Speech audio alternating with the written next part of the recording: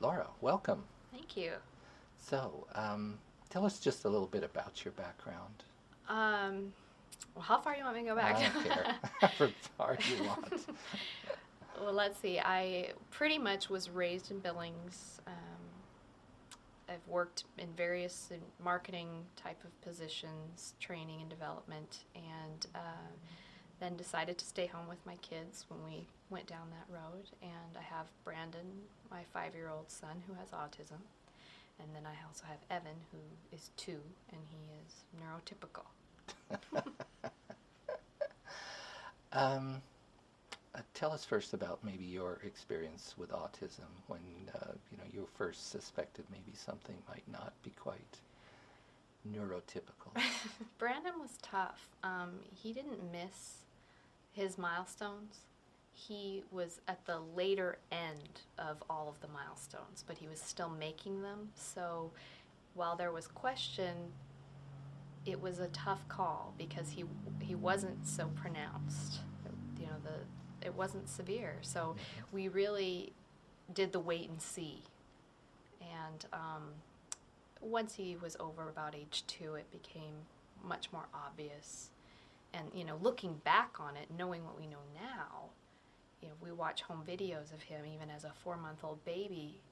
It's like, wow, you can pick out the characteristics looking back, but we didn't know. We're first-time parents, and we had a baby for the first time, and so that has been quite a learning experience to go back and look at those videos and being able to pick out all of the characteristics that we just kind of wrote off as that's how babies act or that's what they do. Or Right. You didn't? we didn't know. Yeah, exactly.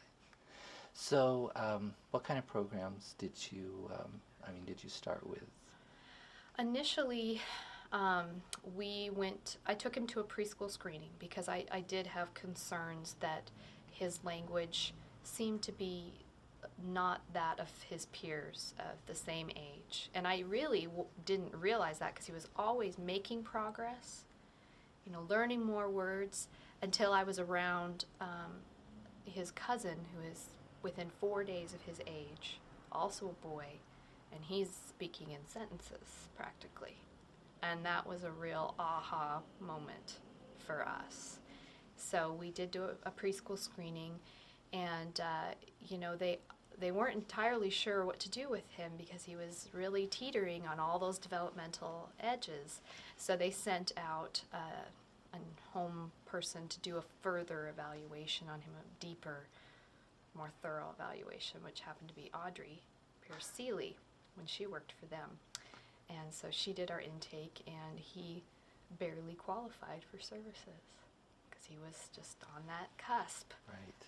And so we did start doing a once-a-week visit with a home care specialist, and he was making great progress. And autism wasn't really in the forefront of our head at that point. I had looked at it. I knew he had some characteristics of it with the hand flapping, his obsession with doors and stuff, but it was, oh, he's a boy. My son did the same thing. People make excuses for you and you want to believe them. So we did. And we were just hoping and praying that he would catch up and he would stop doing the things that made him a little different than other kids. And they had Leslie Jackson come observe him working with his FSS, and she recommended the STAR program for Brandon.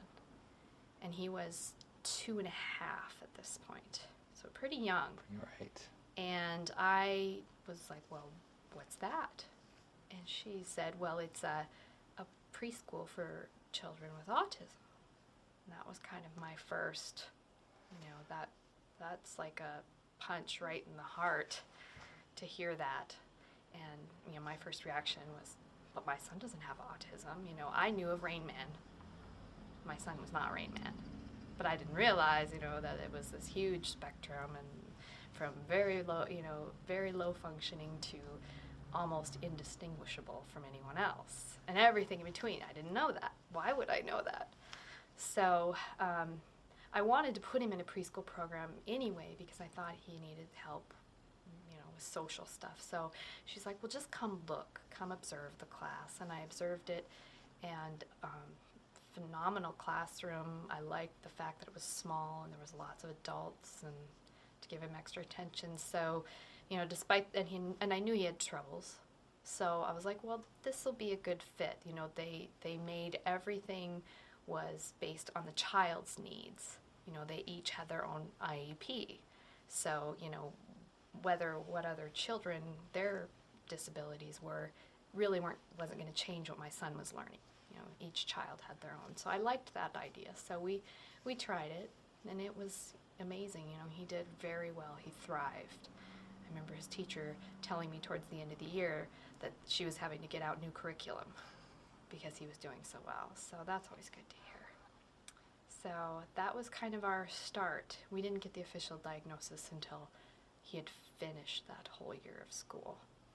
And how did you get the diagnosis? We went to Dr. Nicholson. Okay.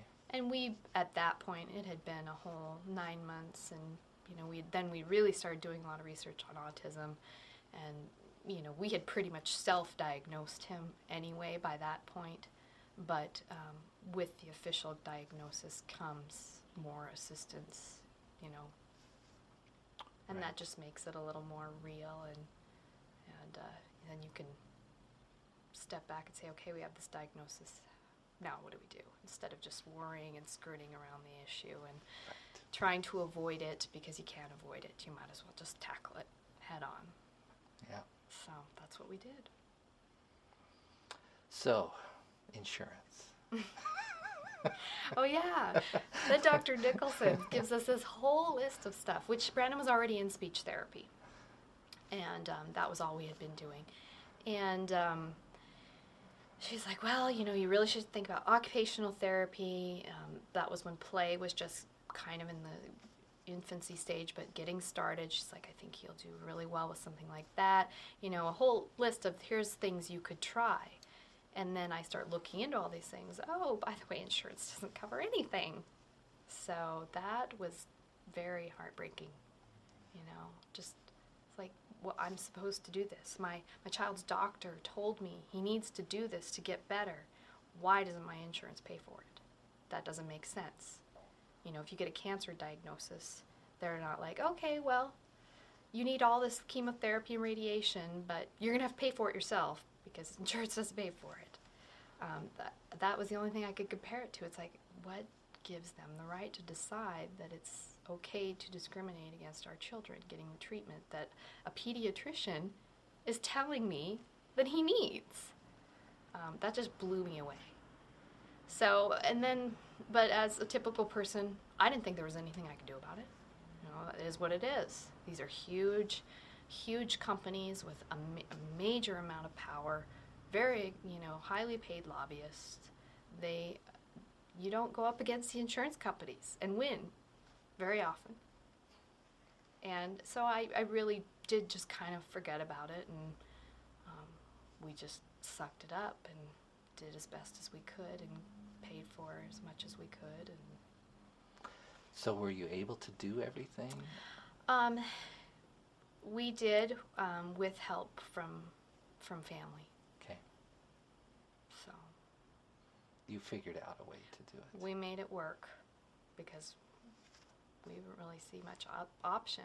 But there are other families that just isn't an option. You can't pull money from other things like food or your heat.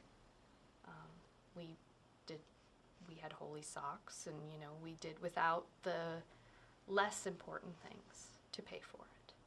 Right. So So when you got involved in the play program first? Okay. yeah. And tell us a little bit about that. Play was fantastic. We really saw it as it was a training for us. The parents? Yeah. How to interact with Brandon in order to pull him into our world. Because, how most people would think you engage with a child is not how you engage with an autistic child. So what feels natural to most people to play with a child doesn't work with a kid with autism. So we had to be taught how to, I think Audrey called it taffy pulling, pull him into our universe and make him part of it. And it was amazing once it started to click. And it didn't feel like, we weren't sitting in a desk doing therapy. We just incorporated it in everything we do. From bath time to dinner time to riding in the car, it was always going on. So it didn't feel hard. And that's what made it work when you've got all these other things going on with speech and occupational therapy and preschool. You've got enough stress on your plate that was nice to just kind of change the way you behave as a parent in just your everyday, interactions. Yeah, with your child. Mm-hmm. So, and he progressed very well. We did the 10 visits and he graduated. And he started, they have 6 levels, and he started at like level 2, which is just pretty minimal. And by the end, he was up to, I think the emotional thinking, they call it, which is pretty fantastic for a kid with autism to be able to think with emotion. Wow. So, 10 visits. That's incredible. So that really helped us a lot. And it was a combination of everything. Our speech therapy taught him to communicate with us. Yeah. And the occupational therapy really helped us with his sensory issues. Mm-hmm. So it was just a combination of all of those things that really just helped him so much. And I can't imagine not doing any one of those because it was like the combination he needed. That was his prescription of what he needed. And how you pick and choose because you can't afford it, I don't know how you do that as a parent. Yeah, because all of those needs, they are Mm-hmm. needs. And they're all different. Right. So anyway, I was getting Autism Speaks newsletters, every few weeks. And right. This was last summer, and started seeing all of these, this state's passing this law to mandate insurance cover autism. This state is, introducing a bill, and I just kept seeing that over and over again. And that parents were doing it. It wasn't a paid lobbyist. It wasn't anybody huge or important. It was parents who were taking this on. And they were winning. And I was just thinking, well, if they can do it, so can we. So that's when I decided to start. So how did you start it? I was at the autism conference at MSUB in August, and I had been thinking about it in my head for a couple months, and just thinking, how would I even begin to tackle this? This is huge. And I spoke on a parent panel at the autism conference, and I just asked or told people that this was something I wanted to do, and if anybody in the room was interested in helping me spread the word, here's a sign-up sheet. I got 85 names. That was wow. a good start. And these were people from all over the state. So, Cut Bank to, all over. And they were teachers, and they were therapists there, and they were parents and grandparents. So I had a good range of different professions, too. So it was a great start. And that's really where it began. And then, thankfully, I got in touch with Charlie Briggs with Easter Seals, who has lobbied and does lobby for Easter Seals. And he walked me through how you do this, because I didn't have a clue. So he was my little guardian angel. He just led me around. If I ever had any questions, which there were many, I would call him and he could answer it because he's been doing this for years. So, but yeah, that's how it began. Well, okay, so we've got you've got the start. You sort of got your start. So let's can you kind of maybe give us the story of how it unfolded and who the major players were, and I mean, it's a big, kind of a big Yeah, story. it's a huge story. You know, we started off with Charlie really wanted to get a draft in place, but we didn't have a sponsor yet. But he wanted to get it started because the apparently whatever order the draft number is kind of how quickly it gets done, and there's thousands of bills every session, so you want to kind of be on the first end of it. And there's all kinds of different rules too, and I don't remember them all right now. But so Charlie asked a friend that he's known for a long time, Senator Mike Cooney from Helena, to just throw in a request for us. You know, he wasn't going to sponsor it, and he didn't really seem like he was interested in sponsoring it, but he was willing to help us out. And so he did. And then we really wanted Senator Gillen to sponsor it. I just watched her political career in Billings. I've seen the tough stuff she's taken on and succeeded with all kinds of different laws, from the diabetes, and the list is long, but she's smart and she's tough, and we knew if anybody could do with this, she could do it. So we kind of hounded her a bit, and thankfully... You courted her. Yes. And she's a busy gal, so thankfully we did have Kim Schweikert helping us, who works like in the same office building, so she courted her as well. And she agreed. After meeting a bunch of us, I think she realized that this was something that really did need to happen and that she could help us, so of course she agreed. And she's a champion for kids and just things that healthcare reform, I mean, she's just, that's who she is. She's got a big heart. So after explaining to her what was going on, of course she agreed. Yes, and I just happened to be at that one meeting where she was there. Oh, Roy with Brown. Yes. And the other legislators, and that had, I mean, I was an observer, but that had huge impact. You could just tell because they were watching for the reaction of everybody else, and they just totally got it. Mm-hmm. Yes. So that was amazing. So, how did the bill get written? Well, we used model legislation from Autism Speaks, because they've obviously been doing this around the country, Right. and we didn't want to recreate the wheel. So we started with that, and there was a little bit of changes that had to do with Montana statute and things, and the most of the bill was just changes to existing statute. The new part was maybe a page and a half long, which had to do with the actual Montana meat of the bill. Okay. And after several drafts and getting everything figured out, I think it was shortly before Christmas that all got mailed out. And, you know, things weren't, I thought I was busy before the session started doing all this stuff. I had no idea. So, you know, after Christmas and, you know, New Year's, they just started the session right away. And we didn't introduce the bill until after the nonprofit day, because Kim knew we were going to be up there. So she picked it up that morning, so I could go around with the actual official copy of the bill and ask for co-sponsors to sign it before we turned it in for the official printed copy with all of the co-sponsors on there. So that worked out pretty well. So did the legislators come to that nonprofit? Yeah, it was on the rotunda, and they served lunch.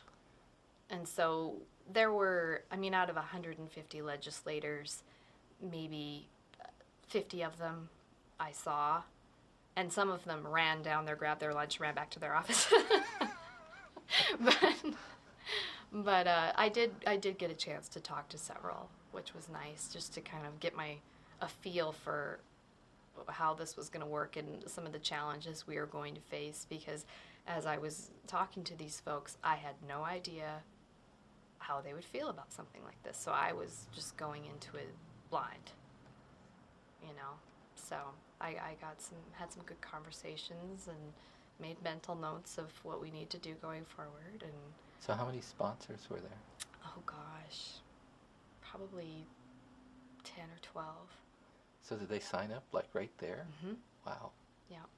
And Kim got a few as well. Yeah. So just people, she knew that would obviously be into this kind of bill. Okay, so the bill gets introduced. How does that work?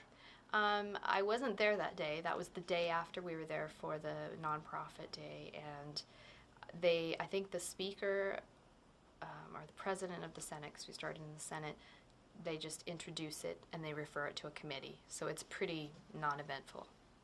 They just they announce it, what it is, like there's a title, and then the president will refer it to the appropriate committee. So Kim said she was kind of strategic about which committee to send that to.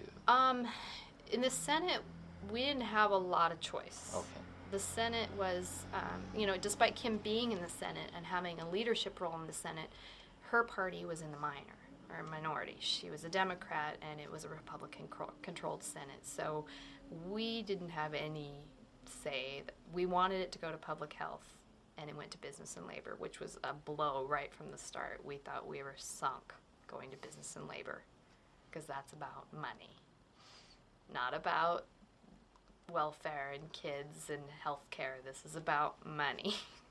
And we knew that was going to be a challenge. And there was 6 Republicans on the committee and 5 Democrats. So we knew we had our work cut out for us right from the start. And our first committee hearing was long and very emotional. We had a line out the door of parents and therapists and teachers and other legislators that had come to represent people that couldn't be there, and the line was out the door of people wanting to testify for this bill. So what was the response of the committee? They were very cordial and everything, and which was nice considering how long it went, and they sit through those hearings every day. And granted, ours, none of them are like, they're not all like what there are many bills that nobody comes to testify. They might have the person who is bringing the bill forth, and then they probably half the time probably don't even have an opponent, and then they just make decisions. So usually it can go pretty quickly. I think, I don't even remember, I think it was well over 2 hours, just our bill. So they were very, very gracious to listen to all of us. But it was good. They were a tough committee, and they didn't take executive action for like 2 weeks. What kind of questions did they ask? A lot about, they asked a lot of questions to the industry, because that was who the opponents were. Okay. Because this was the first hearing, and the insurance industry was coming up, and they were trying to be pretty nice and skirt around that, we don't like doing this. Of course, this is a very touchy issue, and we don't like being the bad guys, but, the big but, this is our job, and we're here representing the whole company, and we cover autism. It's under the Montana Code, or the mental health parity under the Montana Code annotated already. We cover autism. We don't know why we're here. And that was interesting, because they cover autism, kind of using the cancer analogy, that we cover cancer, but we don't cover radiation or chemotherapy. So they cover autism, but they don't cover any of the treatments associated with autism. Okay, so what does that mean? It means they don't cover anything.